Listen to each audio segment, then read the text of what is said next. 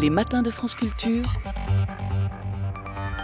Guillaume Erner. Et je l'ai dit, tous vos journaux ce matin reviennent sur l'assassinat de Samuel Paty. J'ai par exemple la une du Figaro sous les yeux. Samuel Paty, l'émotion et la colère des manifestations dans toute la France ont salué la mémoire de l'enseignant assassiné. Un hommage national lui sera rendu mercredi. Nous allons revenir largement sur cet assassinat. Je suis en compagnie de Didier Lesky. Bonjour. Vous êtes président de l'Institut européen en sciences des religions de l'École pratique des hautes études, directeur général de l'Office français de l'immigration et de l'intégration. Didier Lesky, votre regard sur ce crime?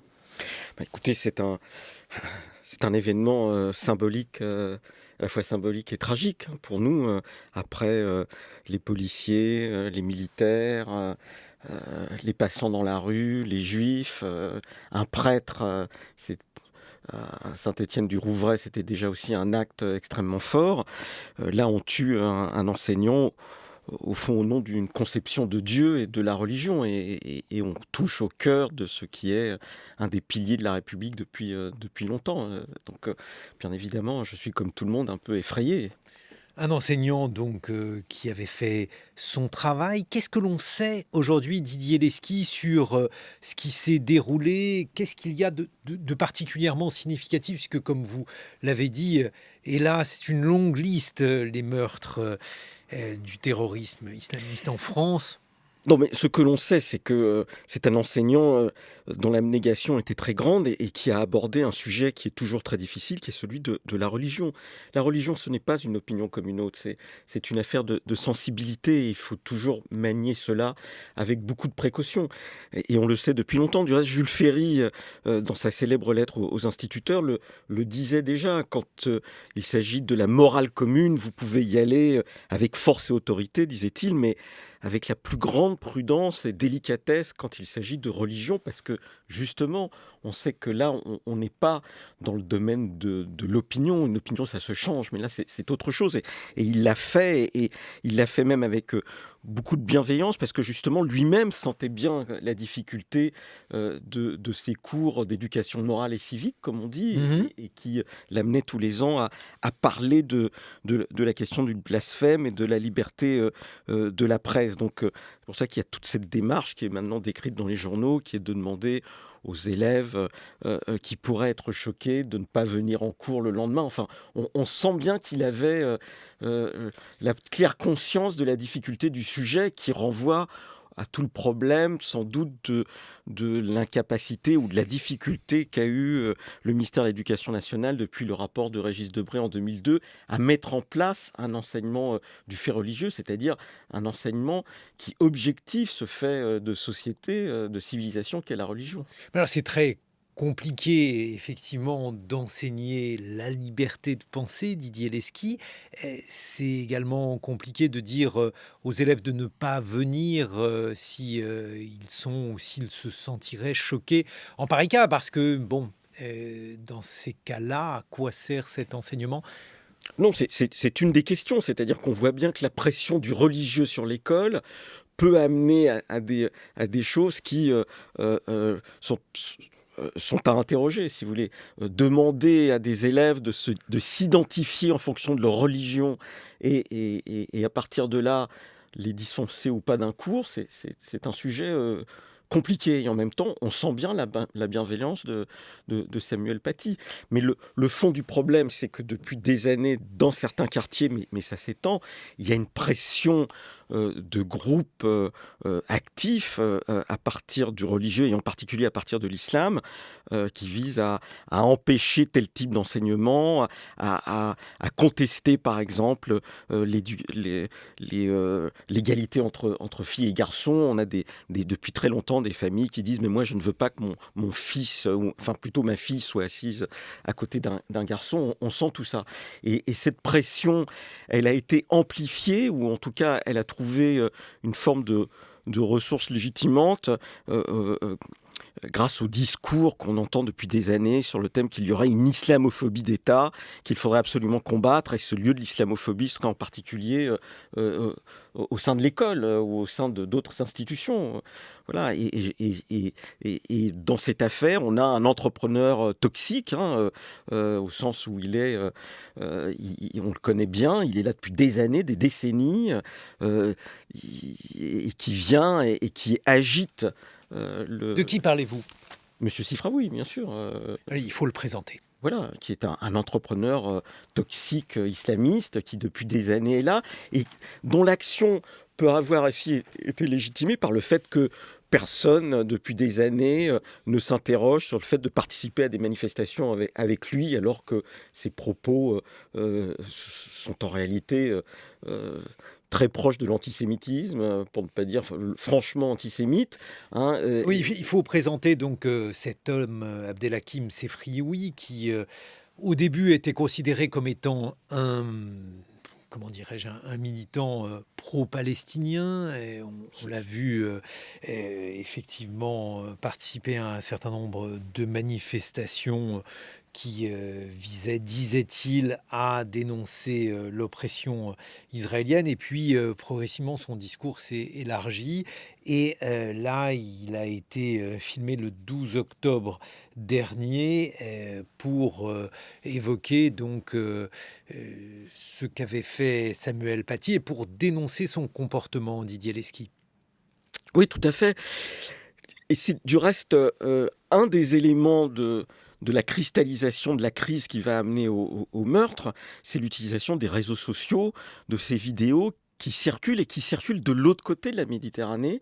Et donc on a une conjonction de deux mondes qui se fait autour de ces vidéos et qui amplifie la crise. Voilà, et c'est un des sujets, c'est-à-dire qu'on a aujourd'hui sur le territoire des personnes qui sont complètement imprégnées de ce qui se passe dans leur pays d'origine, de leur culture, je dirais, d'origine, et qui se trouvent confrontés à une société qui n'est pas la même, et ils ont du mal à comprendre ce qui se passe. Et c'est le problème des caricatures. Mais est-ce qu'il y a beaucoup de Sefrioui en France? Est-ce qu'il y a beaucoup de prêcheurs Mais le problème n'est pas le nombre. Le problème, c'est le fait qu'ils peuvent être légitimés et leur action peut être amplifiée par des discours qui, eux, ont une résonance beaucoup plus forte. Quand on pense, si vous voulez, qu'il est important d'écrire un livre pour les musulmans parce que les musulmans seraient en France dans la même situation que les juifs au moment de l'affaire Dreyfus, monsieur, des militants de ce type, eh bien, ils disent regardez, il y a un discours général. Là, je crois que vous faites référence au livre d'Edwy Plenel. Entre autres, mais je crois que... Pour les musulmans, c'est oui, le bien titre sûr, de bien son sûr, livre. bien sûr, mais je pense qu'il y avait là une non-prise de conscience de l'impact que peut avoir ce type de discours pour légitimer des actions qui vont être après de pression sur des enseignants, sur des militants, sur d'autres, en leur expliquant que tout est islamophobie. C'est en fait ce que vous cherchez à dire, Didier Lesky, c'est que le fait d'appeler à la laïcité et donc à un certain nombre d'actes qui sont considérés comme devant préserver l'espace laïque et notamment à l'école, ça n'est pas de l'islamophobie. Non, ça n'est pas de l'islamophobie, bien évidemment. Je pense que ça n'est pas de l'islamophobie. Je pense que toute la discussion qu'il y a eu sur le port du foulard, ce n'était pas de l'islamophobie. Le développement à travers le monde arabo-musulman du foulard s'accompagne d'une régression profonde de la situation, pas simplement des femmes, mais de la situation démocratique en général.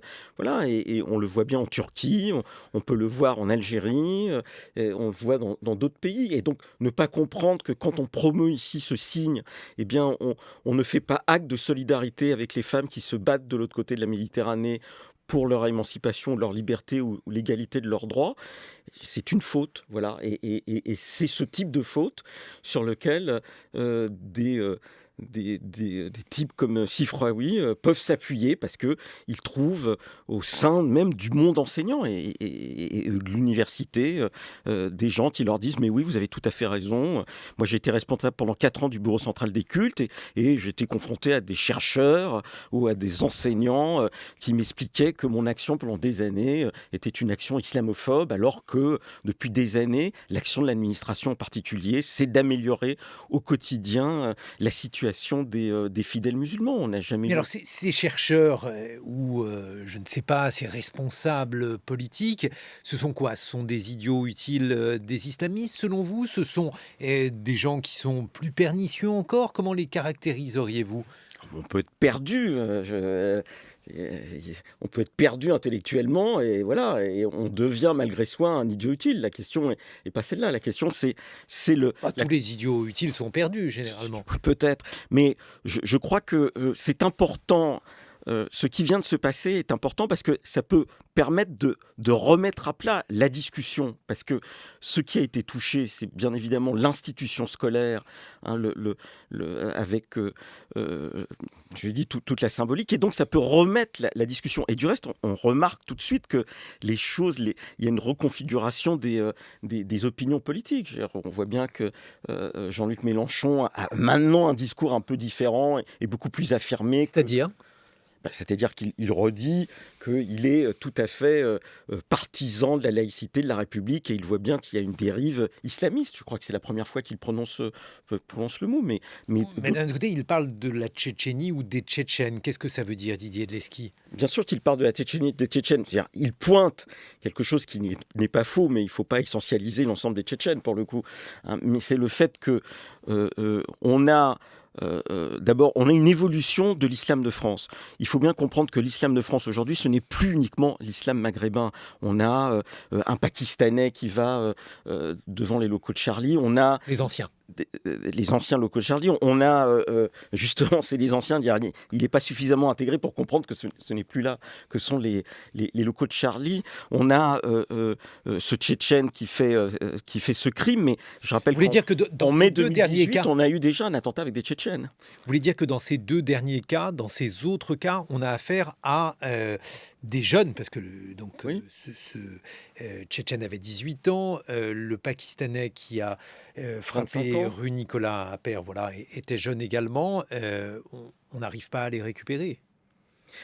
C'est pas qu'on n'arrive pas à les récupérer, c'est que ils sont imprégnés aussi de ce qui se passe en Tchétchénie ou au Pakistan ou en Afghanistan, c'est-à-dire d'espaces qui sont sur le plan culturel et politique très loin des nôtres et où la religion est une identité, est un élément d'identité qui est central. Voilà. Et donc, Mais s'il ils se s'agit sentent de les blessés. intégrer, puisque vous Oui. êtes directeur général de l'Office français de l'immigration et de l'intégration, comment faire pour que ces jeunes, puisque par exemple ce jeune Tchétchène, sauf Oui. erreur de ma part, il avait vocation à rester en France. Donc, Mais il était en France depuis des années.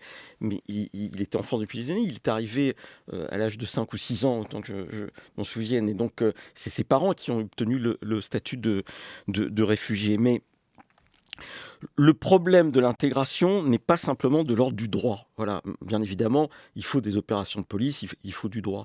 C'est aussi un problème de bataille culturelle. Et la difficulté que nous avons aujourd'hui dans le processus d'intégration, c'est le fait que les cadres qui ont pendant très longtemps servi à intégrer les personnes, et en particulier les personnes immigrées, se sont effondrés. C'est l'effondrement du mouvement ouvrier, de l'éducation populaire, d'associations qui ont disparu sur le terrain et qui ont été remplacées par d'autres et qui sont plus imprégnés idéologiquement de ce qui se passe de l'autre côté de la Méditerranée que de ce qui se passe ici. Mais alors c'est ça la question, parce que on imagine que ce jeune Tchétchène, alors je ne sais pas quel était son lien avec les prêches de Sefraoui, ça c'était une chose. Ensuite, il est probable qu'il n'ait pas été un lecteur du livre d'Edwy Plenel. Ce que je veux dire par là, c'est Bien que sûr que non. il n'y a pas de continuité dans Non. ces différents discours. Alors justement, comment agir et quelles sont les les responsabilités au sein de ceux qui véritablement appellent à la haine, Didier Lesky? Non, mais il n'y a pas bien sûr qu'il n'y a pas de continuité, il n'y a pas de choses. Il y a un champ sémantique, si vous voulez. Il y a un nuage idéologique où, dans certains quartiers, les islamistes sont plus forts que les laïcs. Voilà. Et donc, du coup, c'est beaucoup plus difficile à contrer parce que en face, vous n'avez pas de personnes porteuses d'une espérance autre et qui soient capables de les combattre. Et en ce qui concerne Pourquoi l'école n'y arrive-t-elle pas? Mais parce que l'école est elle-même divisée. Je veux dire qu'on a une discussion, je vois, qui apparaît en disant l'administration a laissé tout seul l'enseignant. Mais le corps enseignant lui-même est très divisé sur ces questions. Au Alors, moment... c'est même pire, parce qu'il y a une rumeur qui circule selon laquelle cet enseignant aurait pu être disposé d'un blâme suite Fonctionner, oui. Qu'en sait-on aujourd'hui, Didier Lesky? Mais je crois que ça a été très fermement démenti par le ministre de l'Éducation nationale. Mais toute la question, par exemple, autour du foulard, a fait apparaître la division profonde du corps enseignant. Quand en 2003-2004, il y a cette affaire de foulard au lycée d'Aubervilliers, eh bien, elle naît d'une tension au sein du corps enseignant. Je parlais tout à l'heure de chercheurs qui ont des positions qui sont, à mon sens, très antagonistes avec l'idée qu'il faut défendre des principes et que c'est partir de la défense de ces principes qu'on peut arriver à combattre une idéologie mortifère. Mais alors, là aussi, parce que l'affirmation de ces principes, comment peut-on la faire? On voit que cette affaire et l'assassinat de Samuel Paty va rendre encore plus compliqué l'apprentissage de la laïcité et une manière aussi de montrer aux élèves, à tous les élèves, que l'une des caractéristiques de notre société, c'est de pouvoir rire de tout, y compris des religions. Bien sûr, c'est de pouvoir rire de tout, y compris des religions, et il faut le faire de manière à ce que ça soit, je dirais, compréhensible. Mais c'est un travail compliqué, et c'était tout l'enjeu de la formation des enseignants à l'enseignement du fait religieux. Parce qu'on sait que là, on touche à quelque chose qui est particulièrement sensible, qui est vraiment un rapport à l'individu en ce qu'il a de plus profond, parce que c'est un rapport à la mort, à la vie, et en ce sens-là, ça suppose des formations très précises. La question de savoir quel instrument on utilise pour essayer de faire comprendre la question de la liberté de conscience, du droit à la critique, eh bien, c'est un sujet qui demande du travail. Ça peut pas se faire comme ça tout le temps. Est-ce qu'il y aurait eu une absence d'évaluation véritable de la menace qui pèse, par exemple, sur les enseignants? Parce que ça fait longtemps qu'on explique que les enseignants ont beaucoup de difficultés lorsqu'ils abordent ces thèmes-là dans leurs cours, Didier Lesky. Enfin, la menace, c'est pas tout le temps la menace. D'abord, au sein de l'école, depuis des années, on a une pression beaucoup plus forte des parents qui se fait sur des tas de choses. Voilà, l'idée que les parents interviennent au sein de l'école et critiquent l'enseignant sur toute une série de sujets, ça traverse l'ensemble des milieux sociaux.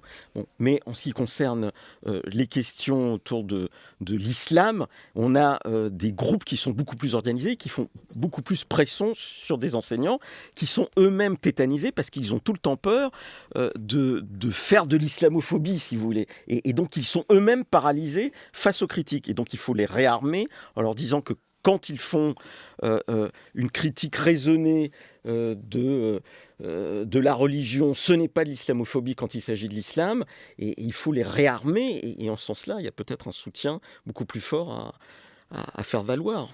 Didier Lesky, vous êtes président de l'Institut européen en sciences des religions de l'École pratique des hautes études, directeur général de l'Office français de l'immigration et de l'intégration. On se retrouve dans une vingtaine de minutes. Vous serez rejoint par Souada Yada, les philosophes spécialistes de la spiritualité et de la philosophie islamique et présidente du Conseil supérieur des programmes, et Agathe André, qui est journaliste et fondatrice avec Charlie Hebdo de l'association Dessiner, Créer, Liberté, qui tente d'enseigner aux élèves, aux collégiens, aux lycéens, comment les caricatures, comment le droit à la liberté d'expression doit se conjuguer au jour le jour. Il est 8h sur France Culture.